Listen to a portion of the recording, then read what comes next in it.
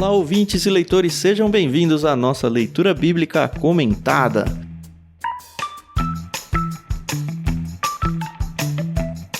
Eu sou Thiago André Monteiro, @vulgutan, estou aqui com a Carol Simão e com o Ricardinho, e hoje é a vez do capítulo 8 do livro de Oséias. Bom dia, tudo bem com vocês? Bom dia, pessoal, tudo bem? Aqui é a Carol Simão e hoje a gente vai ver o resultado de uma colheita ruim. Olha, uma apresentação chique, né? Com insights do texto. Não espero menos de você, pessoal. Ricardinho. Eu não pensei como ela não, viu? Ela fez uma elaboração aí. Eu não pensei nisso, não. Só isso? Bom dia, pessoal. Ah, vamos lá, né? Vai seguir a mesma linha do capítulo anterior, então? Vai seguir a mesma linha do livro todo, né? Pois é. Então, pois é. Depois ali do capítulo 3. É, a sensação que eu tive quando eu terminei de estudar esse 8, eu falei, mais um capítulo que a gente já falou tudo que tinha pra falar. Mas é isso aí, vamos lá. Pelo visto não, né? Vamos lá. Bom, vocês já sabem, a gente faz a leitura na NVT, que a Mundo Cristão graciosamente emprestou pra gente. E a trilha sonora é da Maria Lídia, do álbum que ela lançou, Inspiração em 3 Tons. Eu acredito que seja um álbum bem difícil de ser encontrado, mas ela nos concedeu e nós usamos aí de música de fundo pra vocês terem uma experiência mais gostosa ainda. Então agradecemos aos dois pelo empréstimo. O capítulo que a gente vai ler hoje vai ser dividido em 3 partes, o que é bom, porque nós somos em 3 para ler. O primeiro trecho a gente vai até o verso 6 e vai ser lido pelo Ricardinho. O segundo trecho é do 7 ao 10, lido pela Carol, e eu encerro do 11 até o final.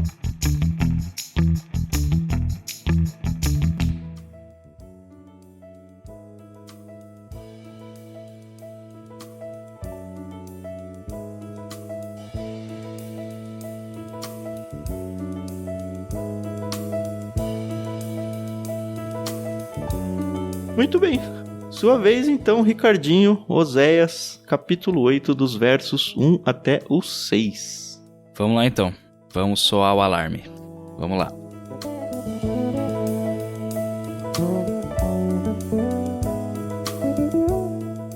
Soem o alarme, o inimigo desce como águia sobre o templo do Senhor, pois o povo quebrou minha aliança e se rebelou contra minha lei. Agora Israel clama a mim. Socorre-nos, pois és nosso Deus. Mas os israelitas rejeitaram o bem, e agora o inimigo os persegue. Nomearam reis sem que eu consentisse, e escolheram príncipes sem minha aprovação. Fizeram para si ídolos de prata e ouro, e assim provocaram a própria destruição. Ó Samaria, rejeito o bezerro que você fez. Minha ira arde contra você. Até quando será incapaz de se manter inocente? Esse bezerro que você adora, ó Israel, foi feito por suas próprias mãos. Ele não é Deus, portanto, deve ser despedaçado.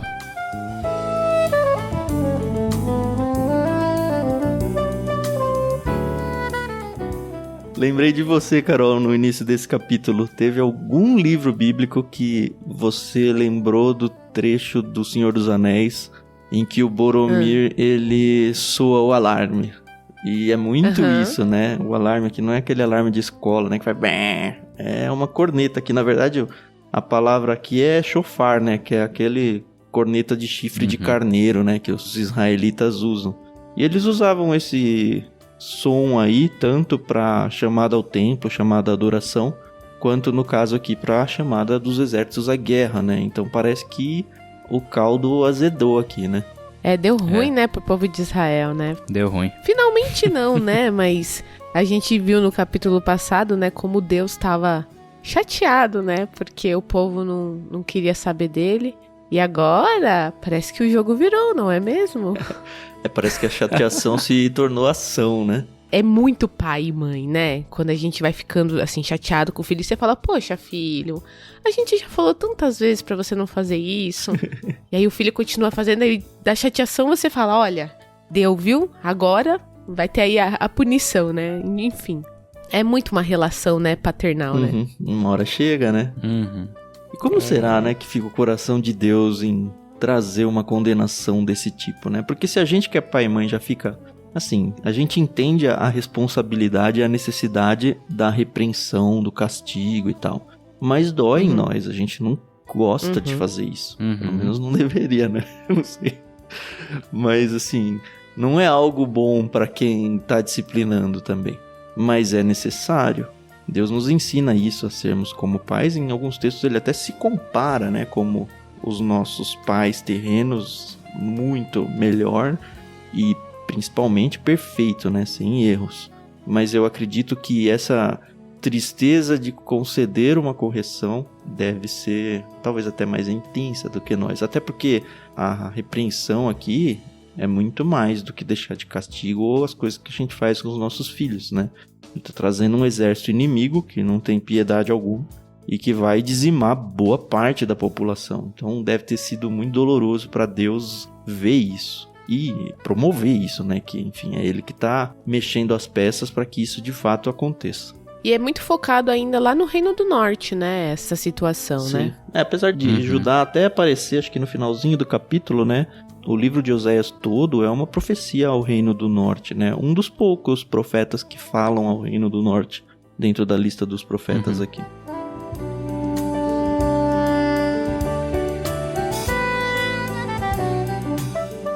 E logo no verso 1 a gente vê o motivo, né? Na verdade a gente já sabe desde muito tempo o motivo, mas ele deixa bem declarado para não haver dúvidas, né? Olha, vocês quebraram a minha aliança e você se rebelou contra a minha lei. Você se tornou um rebelde, você se recusa a seguir a lei. Talvez seja duas coisas diferentes, talvez sejam a mesma coisa ditas de formas diferentes naquele movimento literário hebraico de repetição para se intensificar o significado, para dar o destaque, né? Mas o fato é que o motivo, olha, vocês me abandonaram, a gente tinha um combinado, a gente tinha uma aliança, e tinha mesmo uma aliança abraâmica lá, e a parte do povo não foi cumprida, então agora eles têm que cumprir com as consequências do rompimento dessa aliança. E quando acho que ele fala lei aqui, ele não está falando do Pentateuco, né? Imagina que ele esteja falando de toda a lei mosaica lá do Antigo Testamento que eles tinham que seguir e de fato ignoraram completamente. Tem uma menção em Deuteronômio 28, se eu não estou enganado, que é exatamente o texto das maldições caso Israel não obedecesse, né? E lá ele deixa muito explícito o que aconteceria caso eles quebrassem a aliança, né? Lá diz que outra nação viria e massacraria eles, né? Os faria sofrer. Então, o que está acontecendo aqui no versículo 1 já tinha sido previsto, eles estavam cientes e nada mais é do que o cumprimento da lei. Se eles falham com a lei, aquela parte da maldição entra em vigor. É curioso porque até a linguagem ela já é sugestiva. É claro o suficiente para eles, né? Eles sabem do que Deus está falando. Só para trazer um versículo, e eu acho realmente que vale a pena ler esse capítulo 28 depois com calma, vocês, de Deuteronômio. Mas só para ler um trechinho, eu vou ler o 36 e o 37 aqui, vai. O Senhor enviará vocês e seu rei para o exílio numa nação que vocês e seus antepassados não conheceram. Ali adorarão deuses de madeira e de pedra, serão motivo de horror, de ridículo e de zombaria entre as nações para as quais o Senhor os enviar. E assim, tem uma lista enorme de coisas, mas é que isso aqui já é muito claro que é o que Oséias está dizendo há bastante tempo já, né? É muito curioso. Eu vou ler aqui o 49 do capítulo 28, tá? Porque olha a linguagem, é a mesma. O Senhor fará vir contra vocês uma nação de longe, que virá da extremidade da terra como o voo impetuoso da águia, uma nação cuja língua vocês não entenderão. É a linguagem que Oséias usa. Exatamente. Então assim, dá o match.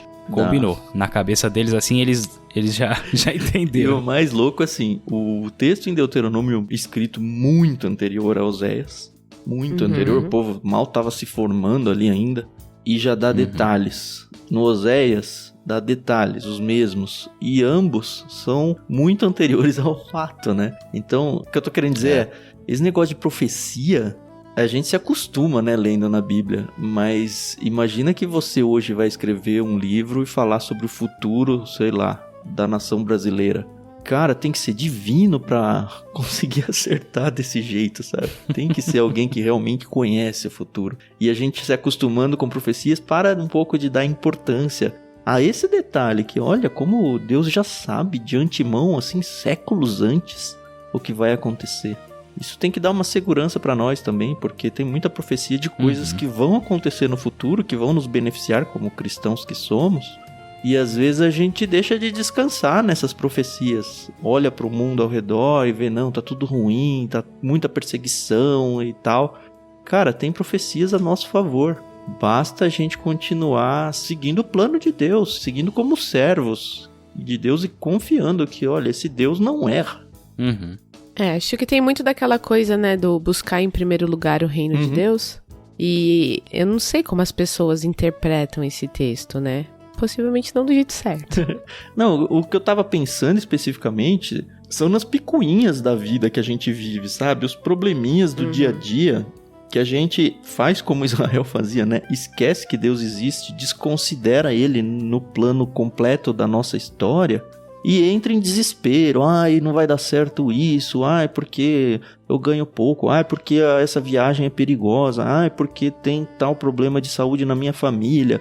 A gente fica num desespero sem considerar que, olha, Deus faz parte sim da nossa história. E ele tem um plano sim, e esse plano vai ser traçado à risca. E, cara, ele pode ajudar a gente de uma maneira tão especial. Ele ajudou e conduziu pessoas e povos no passado, e ele diz que se importa com a gente. Por que a gente se desespera em situações tão pequenas, desconsiderando que Deus existe, sabe?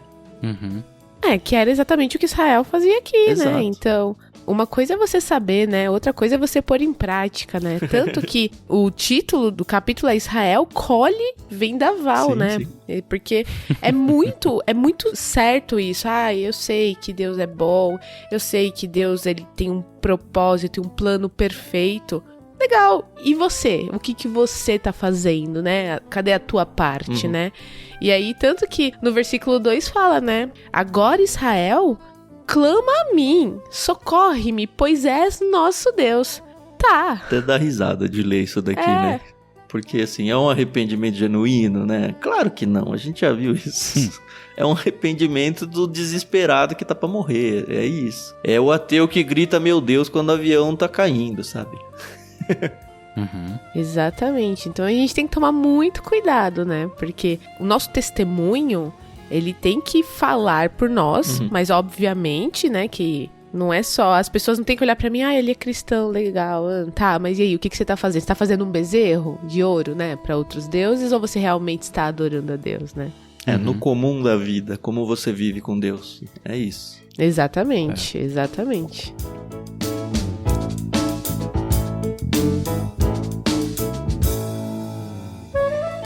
Esse verso 4, ele fala muito sobre nomearam reis sem que eu consentisse e escolheram príncipes sem minha aprovação.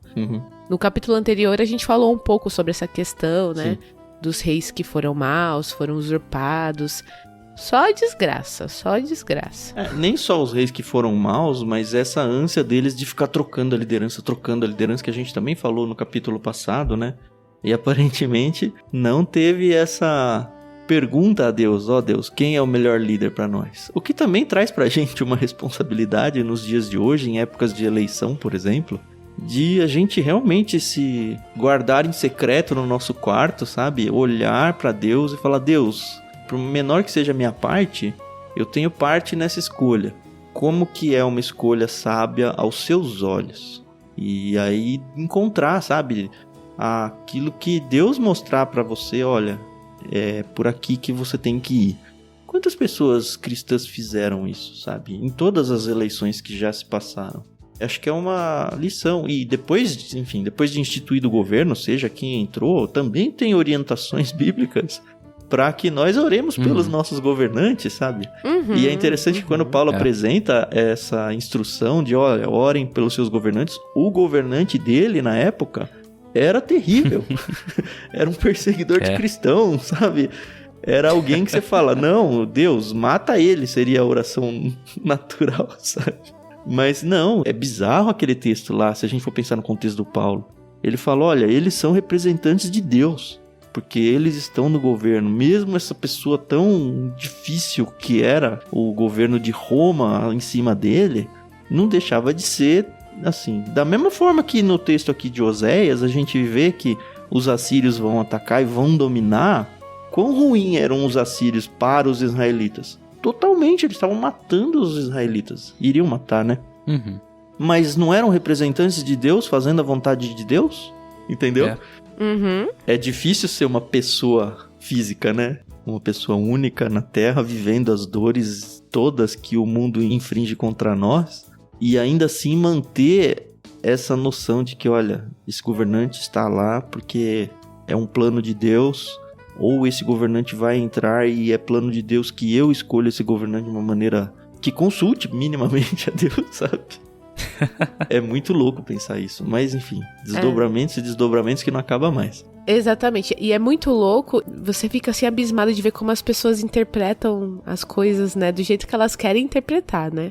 Porque aí elas já fazem assim, 2 lados, certo e errado, sei lá, esse é bom e esse é mau, e cara, enquanto os nossos governantes não temerem a Deus... De verdade, né? Uhum. Exato, mas pode colocar o que for Aí lá. que tá o ponto. Exatamente. Enfim, né? Isso aí é... Quem sabe onde a gente grava um podcast só sobre falando quero só sobre fugir disso, política. cara. Eu quero fugir. Mas sabe quando a gente vai falar disso? Quando? Quando a gente falar de Abacuque. É verdade. Porque lá o questionamento... E assim, nós temos pessoas hoje, né, fazendo esses questionamentos por causa do contexto brasileiro político, né? Uhum. Lê o livro de Abacuque. Tem coisa que você vai questionar... Como Abacuque foi ousado, né? A gente não tá falando de Abacuque, mas... Como foi ousado. Mas, no fim das contas, ele mesmo dá uma resposta pra isso. É. Mas, basicamente, a pergunta maior é... Até quando, né, Deus? Você vai ficar olhando esse negócio aí e não vai fazer nada, né? O cara é ousado. É. Não, mas eu acho que nós cristãos, a gente, às vezes, ingenuamente, tem medo de fazer algumas perguntas pra Deus. Porque, assim, a gente fala, não, Deus é bom, Deus cuida de nós... Mas tem horas que a gente fala, Deus, você tá vendo o que tá acontecendo? Não. Deus, até quando você vai ficar quieto, sabe? E é essa ousadia que o Abacuque tem, né? É. Mas eu acho que isso é uma coisa de um cristão maduro. Não quer dizer que a gente tá confrontando Deus, discordando de Deus, sabe? Essa é a oração de alguém maduro, só isso. Uhum. É alguém que quer saber o que tá acontecendo. É, alguém quer conformado entender com o pecado do mundo, sabe? Que é uma das coisas que a gente tem que fazer, né?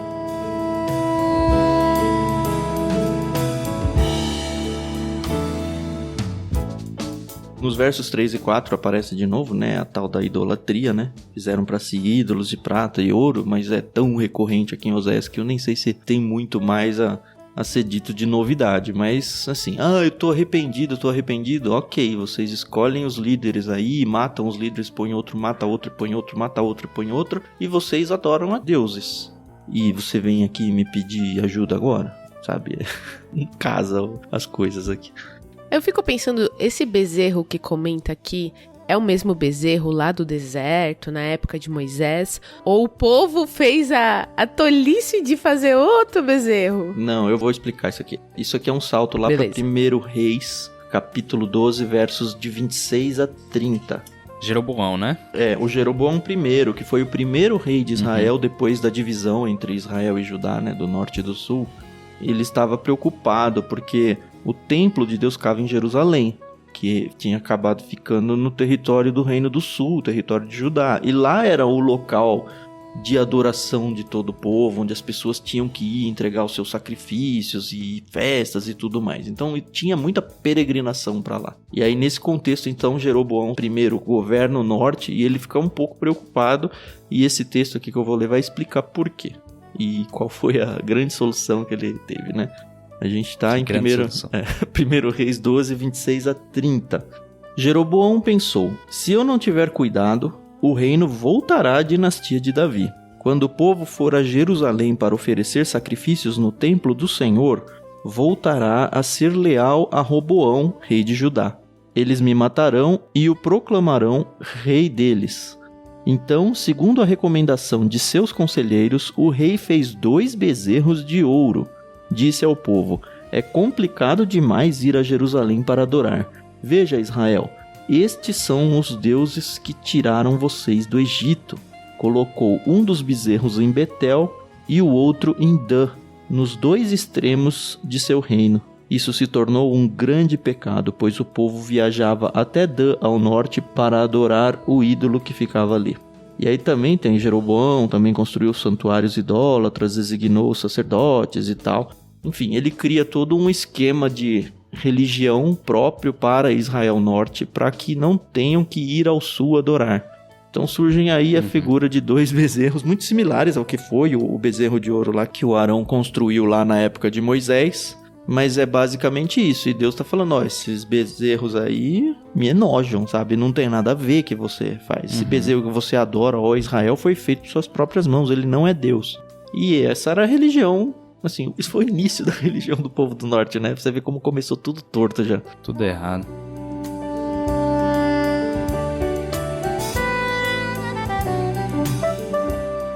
Eu acho interessante uma coisa aqui. Não sei se vocês já perceberam, com certeza já perceberam. Os profetas, eles sempre voltam pro passado para repreender o povo. É o Deus que te tirou do Egito, é o Deus que alimentou vocês quando vocês estavam com fome, tudo remetendo lá o Êxodo. E aqui o Oséias faz isso com o bezerro. Eu rejeito o bezerro que você fez, mas não agora, lá no início da idolatria do povo. Já estava dito lá no início, né? Exatamente. E curiosamente, se você ler lá o texto que você leu, você vai lembrar do quê? Você vai lembrar do bezerro do Êxodo. Exato. Então, de alguma forma, parece que os profetas gostam de lembrar daquela época. E isso só me faz pensar como o povo de Deus se esquece do que Deus faz por ele. Ah, é. Sim. E eu acho que também o quanto que as influências de outros povos atrapalham a religiosidade de Israel e, no nosso contexto, a nós mesmos.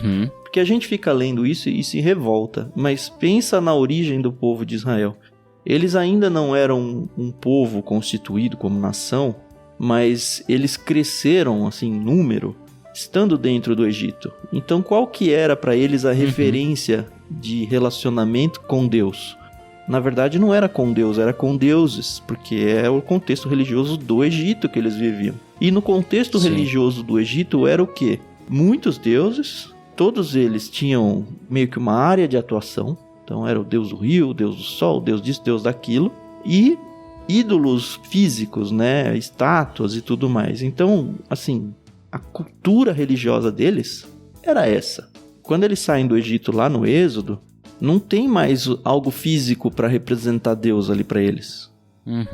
E aí, tanto que quando eles falam, Moisés morreu, eles rapidamente, o líder, né? O irmão do Moisés, cara, faz um bezerro. E ele nem fala, eu fiz, eu bati aqui o metal e saiu isso, sabe? Como se fosse algo natural e fora dele. Por quê? Assim, tudo bem, Deus está se apresentando de novo pro povo ali, mas a cultura religiosa deles é de objetos físicos. A gente vê isso lá em Raquel, quando rouba os ídolos do lar do Labão, sabe? Enfim. E aí quando o Israel vem para a Terra Prometida, onde parece que tudo tá mudando, porque a gente não pode esquecer que Deus passou 40 anos no deserto instruindo o povo, falando para eles, olha, não são vários deuses, é só um. Olha, não tem mais regionalidade de deuses. Eu sou um Deus de tudo. Olha, não existe mais adoração a ídolos físicos. Eu não tenho uma representação física. Eu sou etéreo nesse sentido. Você me tem mentalmente. Mais ou menos, porque ainda tinha o tabernáculo, tinha a Shekinah, que era a nuvem que descia e ficava com eles e tudo mais. Mas aquilo eram símbolos para demonstrar, olha, eu estou aqui, mas não era o Deus aquilo. Então, eles foram sendo educados nisso. Só que quando eles vêm para a Terra Prometida, eles cometem a grande burrada de não eliminar os povos, que foi uma das primeiras coisas que Deus falou para Josué. Falou, não deixe os povos vivos, porque vocês vão se misturar com eles de novo. E acontece isso. Principalmente Israel, ele se miscigena com muitas nações e volta tudo isso de novo, toda essa herança errada de religião. Tanto que ter bezerros aqui parece ser uma solução inteligente até, sabe? Mas para Deus não, né? Não para Deus. É complicado, né?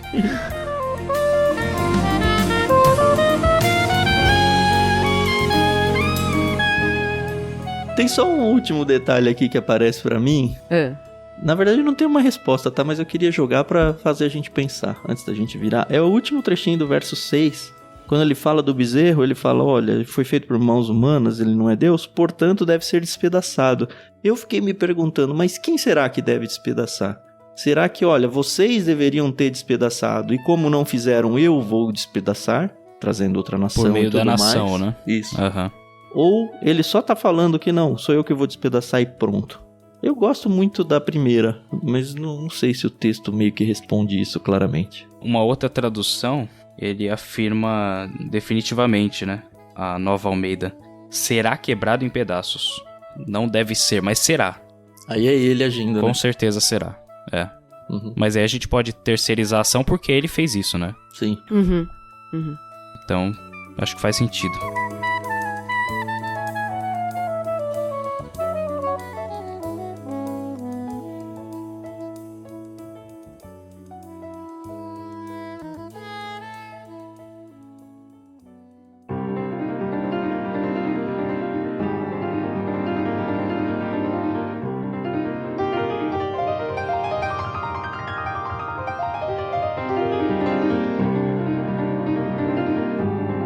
Beleza, vamos ao segundo bloco?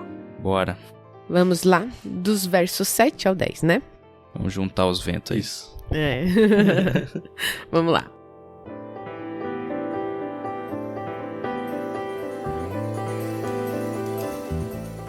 Semearam ventos e colherão vendaval. Os talos de trigo murcharão e não produzirão alimento. E mesmo que haja trigo, os estrangeiros o comerão. O povo de Israel foi engolido, está abandonado entre as nações, como utensílio que ninguém quer. Como jumento selvagem no cio, subiram até a Assíria. O povo de Israel se vendeu a muitos amantes. Embora tenham se vendido às nações, agora eu os reunirei para o julgamento. Começarão a definhar sob a opressão do grande rei.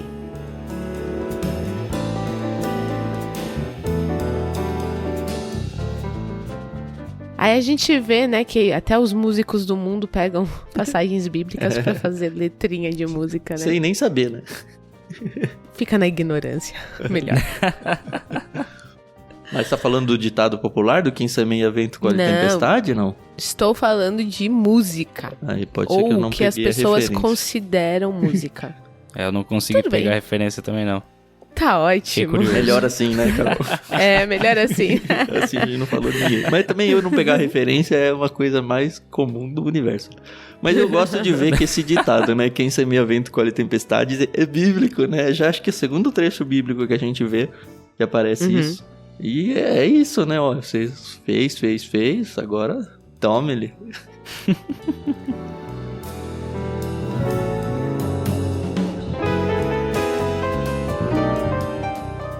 É interessante que Deus usa a natureza, né, pra se vingar. Uhum. Porque, enfim, é ele que dá o crescimento, lembra? Ó, o homem planta, o homem rega, mas quem dá o crescimento é o Senhor. E Deus tá falando, ó, não vai crescer mais. É isso aí.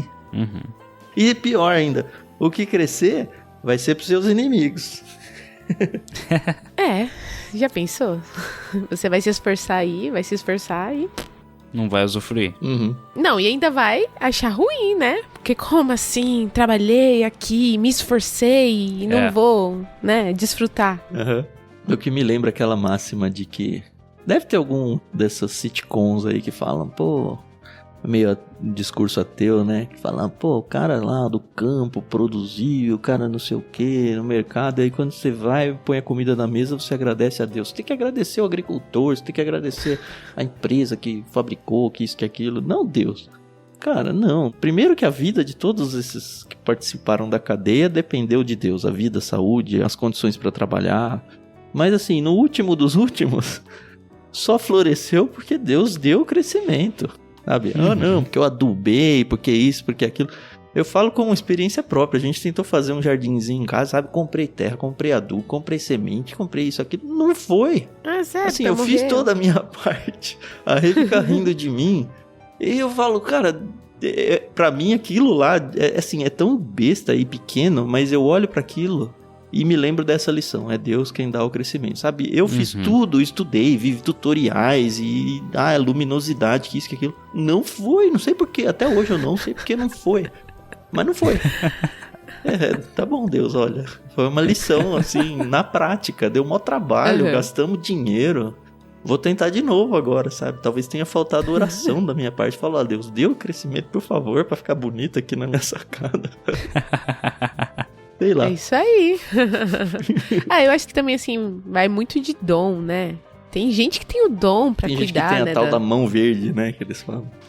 Não, eu falo porque o Fernando, meu marido, ele vive plantando aqueles feijõezinhos, sabe? Grãozinho de feijão. Que faz pra escola, né? Não, aqui ele sempre deu certo. No algodãozinho. Não, e dá certo. E aí ele planta, já plantou coentro, limão siciliano e é incrível. Na mão dele vai. Vou fazer o seguinte, Carol. Tem 2 vasos, assim. Eu vou fazer um e o Fernando faz do lado igual. Vamos ver. Tá bom. Fazer uma comparação. Né? Aí a gente vai ver se é a pecinha, né? É a pecinha entre a terra e a semente. Exato. Ai. Divagamos. Mas assim, até essas bobagens da vida, assim, a gente acaba aprendendo alguma coisa, né? Com certeza, com certeza.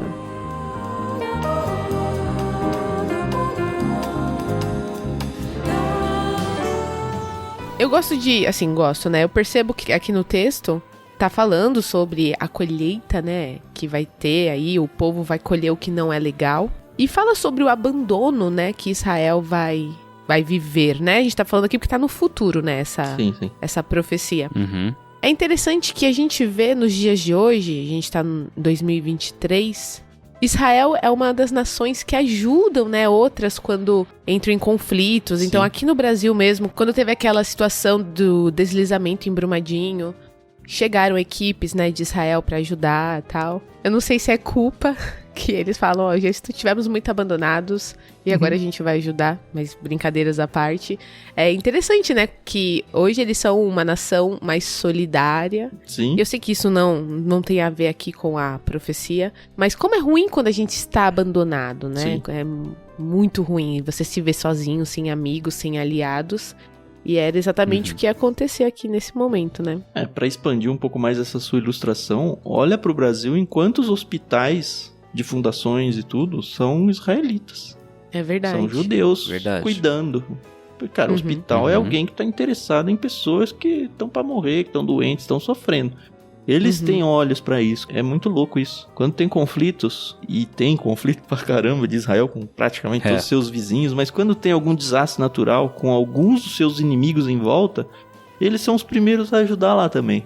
E eles falam, mas são os inimigos. Cara, são pessoas. Antes de ser os nossos inimigos, assim, elas precisam... Eles precisam de um socorro agora e eu tenho condições de socorrer. Então, nesse sentido, hoje, eles são sim um braço de Deus para as nações. O que deveria deixar nós cristãos envergonhados. Quantos hospitais cristãos a gente cuida? Quantas escolas? Que escolas até que tem uma ou outra aí, né? Mas... O quanto que os cristãos estão se desdobrando no mundo para ajudar pessoas que, entre aspas ou não, são inimigas do cristianismo. E é interessante que se a gente parar pra pensar nisso que o Tam falou, Israel era um povo escolhido, né? Que não deveria se casar com outras nações, que deveria adorar somente a Deus. Então, entre muitas aspas, tá, na minha fala... Era pra ser uma panelinha, tá? Entre muitas aspas, né? E na época de Jesus meio que foi, né? Porque eles odiavam todo mundo em volta, né? Exato. Aí tinha os fariseus e tal. Mas aí o povo cristão, e eu tô generalizando aqui, tá bom, gente? Generalizando. Fala assim, não, então nós somos o povo escolhido, deixa eu me fechar aqui no meu mundinho. Você não é salvo? Tá bom, paciência, né?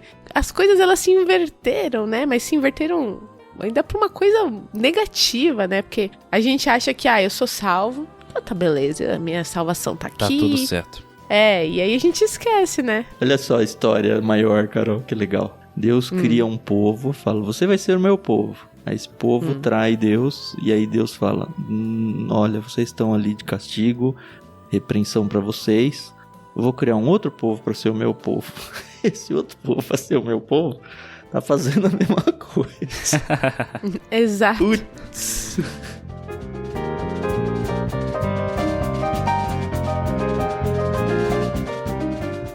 Eu acho legal que a Carol comentou, né? Um povo sozinho, necessitado. Só que aí eles correm pra quem, né? Pois é. Pra povos, né? Pois é, eles correm pra Síria. é irônico, como jumento selvagem no cio, sabe? É uma besta, um jumento, né? É um animal impuro, indo atrás dos seus impulsos sexuais. Plenamente, assim. Então você tá totalmente sensualizado aí e vai como se não tivesse outra coisa a ser feita do que ficar excitado atrás de outros povos aí, sabe? Enfim, é uma ilustração pensando muito que vai forte, ser a solução, né? A NAA, ela traduz de um jeito interessante também. Que se a gente juntar os significados, fica legal a ideia. Foram pedir ajuda à Síria como um jumento selvagem que segue o seu próprio rumo. E a impressão que dá é segue o seu próprio rumo apesar de tudo que tá ao seu redor. Sim. É bem essa ideia mesmo.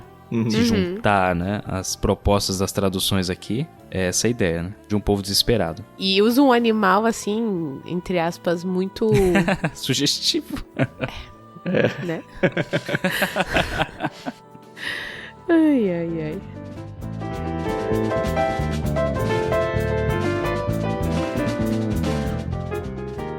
Carol, pra trazer uma outra lembrança do Senhor dos Anéis, que a gente leu há bem pouco tempo lá no Discord, né? Quando eu tava lendo esse verso 8, me veio muito à mente aquela cena em que a Sociedade do Anel tá dentro de Moria e encontram o túmulo do rei de Moria. E aí o Gimli chora, e aí acho que é o Gandalf que ele pega o livro, né? E aí ele começa a ler os últimos momentos antes deles serem atacados. Então, o livro tá até cortado e tal. Olha só, com isso em mente, assim, eu vou reler o verso 8, ó. O povo de Israel foi engolido, está abandonado entre as nações, como utensílio que ninguém quer. Meio que como se fossem umas crônicas do reino, sabe? Nos seus últimos segundos de vida, sabe? Cara, foi muito legal de ter essa memória quando eu tava lendo esse livro, porque intensificou muito, assim, o significado todo da Bíblia. E é interessante pensar que Tolkien conhecia a palavra, né? Apesar de ser um cristão, ele era católico, né? Ele era, acho que, anglicano. Anglicano, isso. A esposa dele era católica. Eles possivelmente liam a Bíblia em casa, né?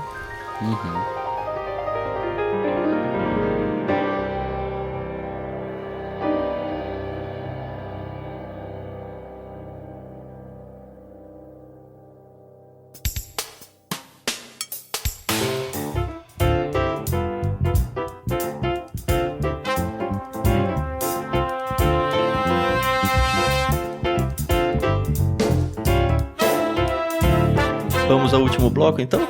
Bora! Vamos lá. Farei a leitura do verso 11 até o finalzinho.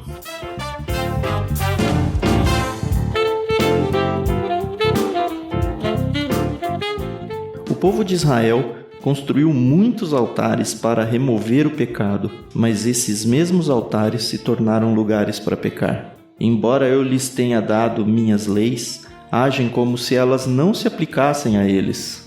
Gostam de oferecer sacrifícios e comer de sua carne, mas eu não aceito esses sacrifícios. Pedirei conta de seus pecados e os castigarei. Eles voltarão para o Egito. Israel se esqueceu de seu Criador e construiu grandes palácios. E Judá fortificou suas cidades.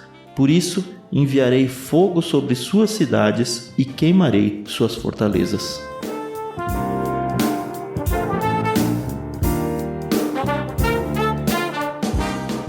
A batata tava, né, esquentando aqui, né? Eu leio textos assim e penso, cara, como o povo vai virar burro, né? E assim, não. Assim, como que eu resolvo uma situação complicada? Eu vou construir mais altares.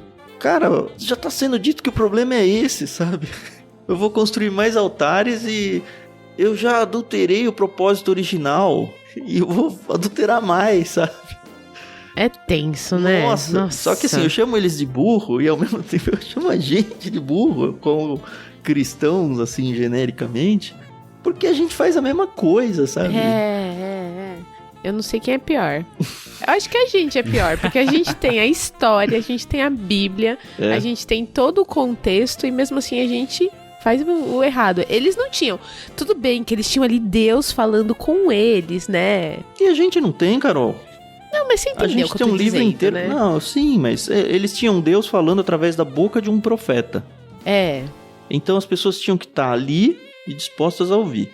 Aham. Se ela tivesse ali do lado, numa outra cidade, num outro bairro, ela não teria a voz do profeta chegando aos ouvidos dela. Nós temos a Bíblia, sabe? O livro mais impresso do mundo. Sim. E tá aqui, ó, embora eu lhes tenha dado minhas leis, aqui ele tá falando das leis do Antigo Testamento, mas pra nós ele tá falando, olha, embora eu tenha dado pra vocês a Bíblia, vocês agem como se elas não se aplicassem a eles. Então, vocês agem como se a Bíblia não aplicasse a vocês. E não é? Pois é, então. E o que me faz pensar na importância e até responsabilidade do nosso projeto aqui do LBC, porque a gente tá tentando, assim, mudar um pouquinho que seja essa história de fazer a Bíblia ser ouvida, ser lida, ser conhecida, ser vivida. Mas, assim, a maioria dos cristãos, quando eu era criança, na década de 80, a maioria era católica. E aí você falava, eu sou católico não praticante. Sempre foi muito estranha essa frase pra mim. Eu falei, peraí, mas você é católico ou não é católico? Por quê? Pra gente que era de igreja evangélica, não tem esse negócio de evangélico não praticante. Cara, eu sou evangélico, sabe? Não casa. Só que na geração louco, né? De hoje, casa. Ninguém falou ainda, eu sou evangélico não praticante. Mas tem os desigrejados, né? Não, tem os desigrejados, isso. Mas mesmo os igrejados, a gente não usa o termo, mas vive embaixo desse guarda-chuva. Eu sou um evangélico, mas não pratico. Eu não oro, eu não leio a Bíblia, eu não faço bem às pessoas. Eu não me submeto à vontade de Deus quando a vontade dele é contrária à minha vontade. Isso não é ser cristão. Isso é ser o que o povo estava fazendo aqui, os israelitas estavam fazendo na época de Oséias. E Deus pode chegar a qualquer momento e falar, eu tenho aqui a Bíblia. Eu tenho tanto mais acesso do que eles tinham na época, sabe? Pregações, internet cheia de textos, livros, Bíblia. Cara, tem muita coisa de conteúdo excelente e você vive como se não existisse, você não aplica isso. Então, assim, se eles eram burros, nós somos burros ao quadrado, assim, vou usar o animal que foi usado aqui em Oséias, jumento selvagem no cio, sabe? A gente fica buscando, excitado, coisas que não tem nada a ver com Deus. É isso, né? Fazer o quê? Fica cego, né? Que Deus tenha misericórdia, né? Eu sei que ele vai ter, né? Mas...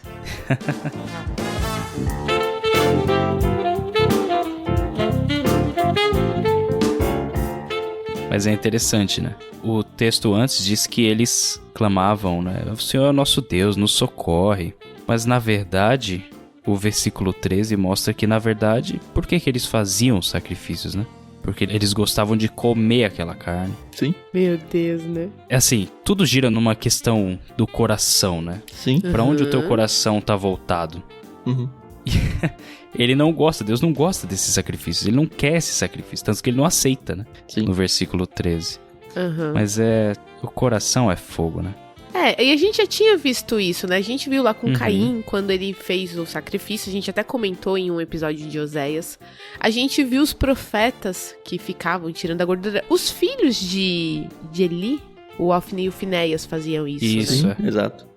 Então, você vê, né, que uma coisa que eu entendo que tem as tradições e eu entendo que existem os rituais sagrados, né? E no Antigo Testamento, isso era muito mais levado a sério no sentido de que ali dentro do templo tinha todo o trabalho do sacerdote. Hoje em dia as pessoas podem olhar e falar assim, mas era um pouco, né, demais. Não vou entrar nesse mérito. Mas aí você vê que as pessoas sempre davam um jeitinho de se beneficiarem, né? Sim. Então... Vou queimar aqui a gordura, mas deixa eu tirar um pedacinho aqui pra mim. Talvez a primeira vez foi na inocência. Aí viu que era bom, né? Pra carne, literalmente. E começou ali um pouquinho mais. E isso foi corrompendo o coração, né? E é como o Ricardinho falou, é o coração. É o coração.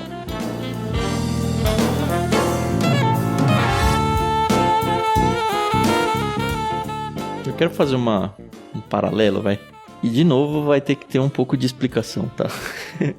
Porque eu quero trazer para os nossos contextos de igrejas locais hoje.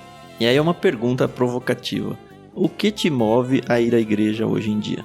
Eu tenho muita gente conhecida que vai à igreja, e eu não tô falando só da minha vida hoje, tá? Eu tô falando do meu histórico de vida toda, assim. Eu vi muita gente na minha vida indo à igreja por causa do social.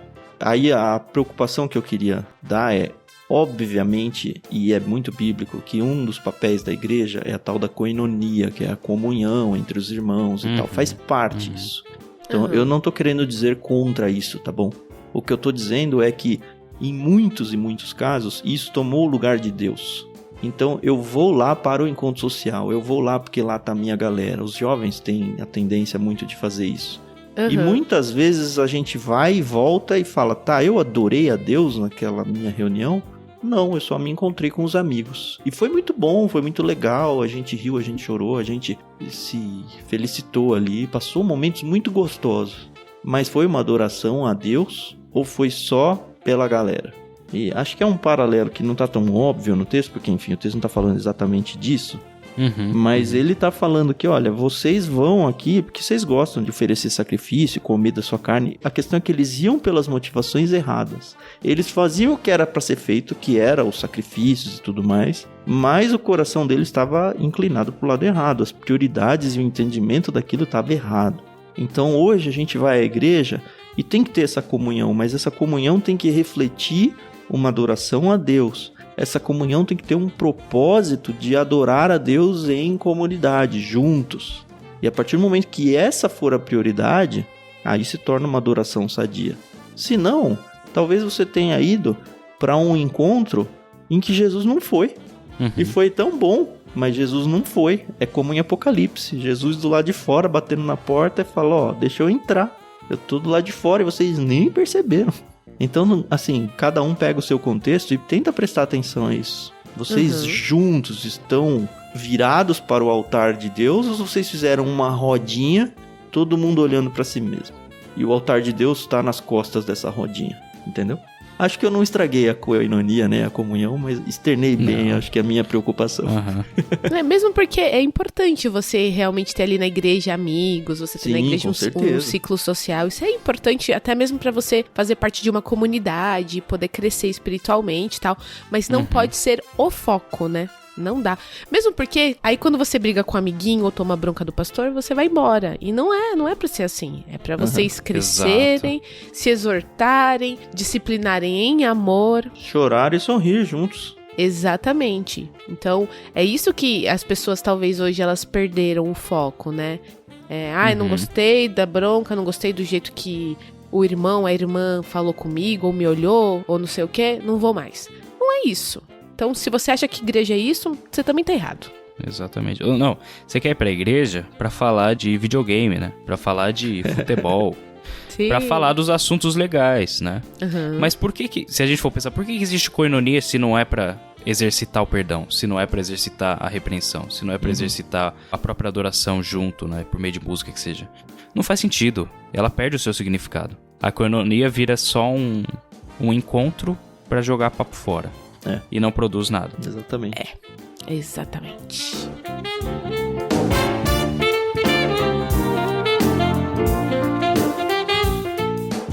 E acho que para encerrar tem mais um destaque que eu faço no verso 14, que ele diz: Israel se esqueceu do seu Criador e construiu grandes palácios. A anotação que eu fiz aqui é que, olha, prosperidade nem sempre significa bênção.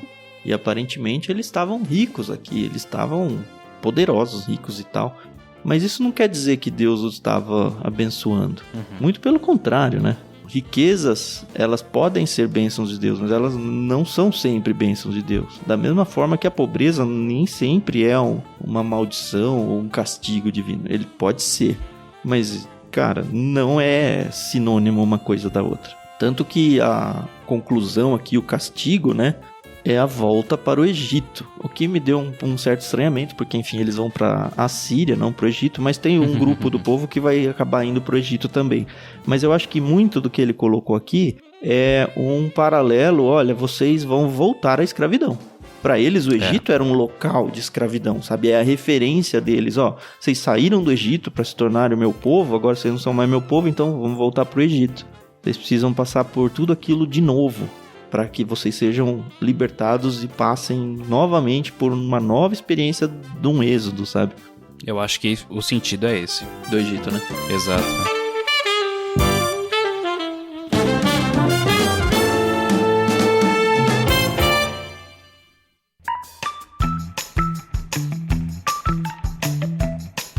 mais uma vez a gente termina o capítulo super animado. Uhul!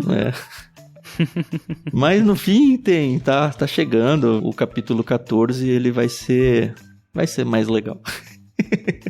Vai ser um alívio, nós terminaremos aliviados. Vai ser um final feliz, né? Eu não sei, feliz, mas não assim, né? Como estamos agora no capítulo que a gente tem passado aí. Uhum. Mas por enquanto estamos passando pelo Vale da Sombra da Morte aí, tomando broncas e borrachadas de Deus. Mas é isso aí, a vida é dura. O que não pode é fazer que nem a gente falou, né? É só borrachada, então não vou participar, não. Não sei o quê. Não gosto, não. Vou deixa pular os Zéias, né? Aqui. Voltar quando for livro histórico. Olha, as estatísticas de audição vão mostrar pra gente se o povo aguentou mesmo a bronca de Oséias ou não. Ficar de olho nisso aí. Vai ser interessante de assistir. Muito bem, mais uma vez, obrigado, senhores ouvintes, por estar com a gente aqui. Quase uma hora aqui dentro do capítulo 8 de Oséias. A gente volta na semana que vem com o capítulo 9. Como sempre, a gente gosta de lembrar, a gente tem a nossa comunidade de leitura coletiva lá no Discord, onde nós exercitamos a nossa koinonia lá, né? Por que não?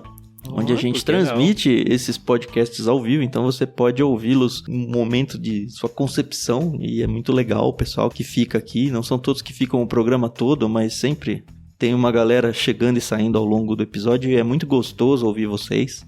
Então vocês podem estar com a gente, vocês podem ir comentando ao vivo em texto com a gente.